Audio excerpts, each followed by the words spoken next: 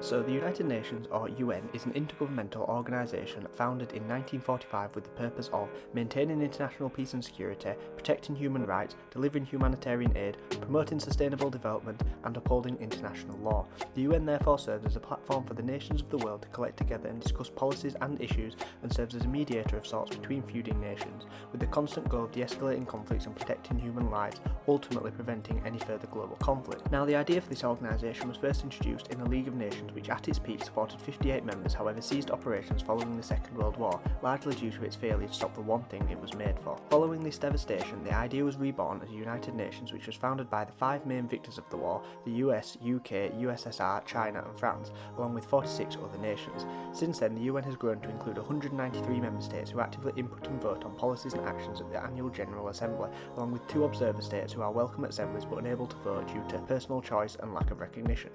Aside from the General Assembly, the UN also hosts constant discussions and smaller assemblies with representatives from the member states across its multiple UN agencies, such as the World Bank, which provides loans to developing countries, UNICEF, which provides aid to children worldwide, the World Health Organization, which is responsible for international public health such as preventing pandemics,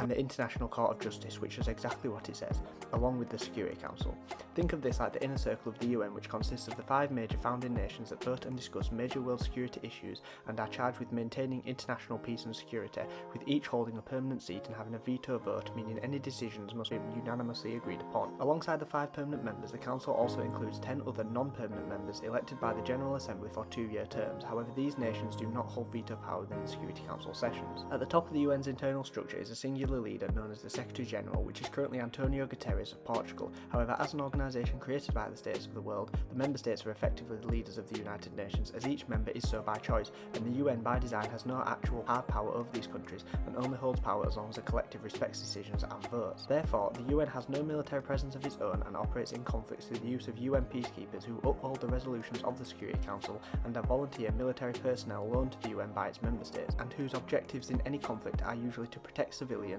protect humanitarian corridors and aid, and enforce agreed upon demilitarised zones with orders not to engage unless engaged upon. And who pays for all this? Well, the member states do, both by assessed and voluntary contributions, and that is the UN.